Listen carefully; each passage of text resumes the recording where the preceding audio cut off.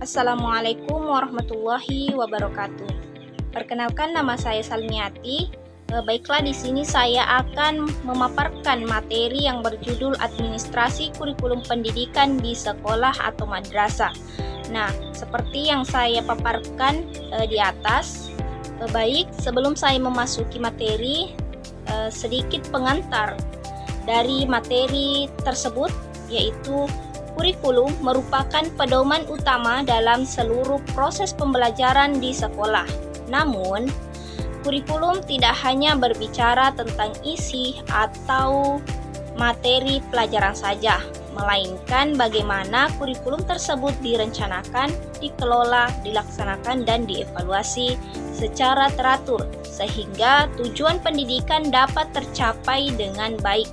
Oleh karena itu, administrasi kurikulum memiliki peran yang sangat penting dalam meningkatkan kualitas pendidikan. Tanpa adanya pengelolaan yang baik, kurikulum hanya akan menjadi dokumen tanpa makna dalam pembelajaran. Nah, kemudian kita masuk pada slide pertama, materi. Di mana slide pertama yaitu membahas tentang definisi administrasi kurikulum.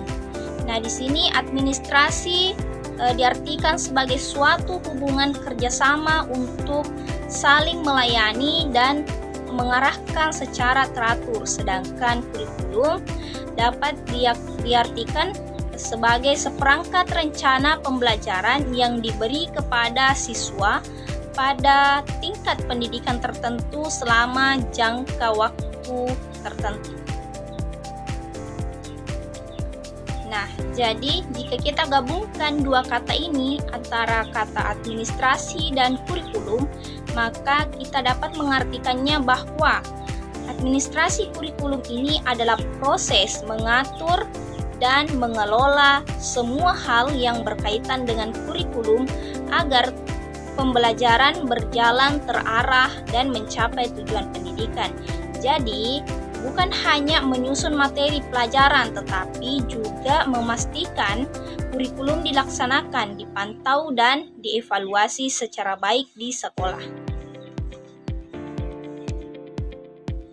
Nah, kemudian kita masuk pada slide kedua yang membahas ruang lingkup. Nah, di mana ruang lingkup di sini ada 4. Yang pertama perencanaan kurikulum, yang kedua organisasi kurikulum, yang ketiga pengawasan dan evaluasi. Nah, pertama perencanaan kurikulum adalah suatu proses sosial komplit yang menuntut berbagai jenis dan tingkatan pembuatan keputusan. Nah, di dalam perencanaan kurikulum itu menentukan tujuan pembelajaran, materi yang akan diajarkan, strategi, media, dan penilaian. Kemudian ruang lingkup yang kedua yaitu organisasi kurikulum. Nah, organisasi kurikulum di sini yaitu tentang desain bahan kurikulum yang bertujuan untuk memudahkan siswa dalam pembelajaran. Baik, selanjutnya kita masuk slide prinsip-prinsip. Nah, prinsip-prinsip kurikulum di sini ada beberapa. Yang pertama yaitu prinsip efisiensi. Nah, prinsip efisiensi ini, tenaga administrasi akan berhasil pada tugasnya jika dia memakai seluruh asal energi, dana, serta fasilitas yang terdapat secara efisien. Seorang administrator yang profesional harus mampu memanfaatkan sebaik mungkin buat mengelola aktivitas pengadministrasian dan tindakan terbebani biaya yang tinggi. Nah, kemudian kita masuk ke prinsip yang kedua yaitu prinsip pengelolaan. Nah, administrator ialah manajer yang bekerja menggunakan langkah-langkah manajemen yang baik, yaitu merencanakan, mengorganisasikan, mengarahkan, dan mengontrol. Dengan demikian, sasaran yang dituju menjadi simpel dan bisa dicapai dengan baik. Kemudian kita masuk pada slide selanjutnya, yang dimana slide ini terdapat beberapa prosedur administrasi kurikulum. Yang pertama yaitu perencanaan.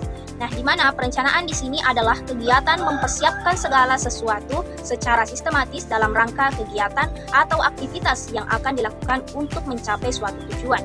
Kedua yaitu pelaksanaan. Nah, pelaksanaan kurikulum di sini berarti penerapan program kurikulum yang telah dikembangkan sesuai situasi di lapangan. Nah, kemudian prosedur yang ketiga yaitu pengawasan. Nah, pengawasan di sini adalah pemeriksaan untuk memastikan apakah semua berjalan sesuai dengan rencana yang telah dibuat sebelumnya. Evaluasi. Nah, di sini evaluasi dari kurikulum adalah proses yang berkelanjutan. Nah, pada slide selanjutnya yaitu mengenai sistem administrasi kurikulum pendidikan di sekolah. Nah, yang pertama yaitu pengelolaan proses belajar mengajar. Kemudian, yang kedua yaitu perencanaan evaluasi. Nah, kemudian sistem yang ketiga yaitu pengelolaan kurikulum. Selanjutnya yaitu pengelolaan ketenagaan. Selanjutnya pengelolaan keuangan. Selanjutnya yaitu pelayanan siswa. Nah, pelayanan siswa adalah seluruh kegiatan administrasi yang berkaitan dengan siswa. Nah, baik, itulah yang dapat saya paparkan. Bila ada kekurangan maupun kelebihan mohon dimaafkan. Wassalamualaikum warahmatullahi wabarakatuh.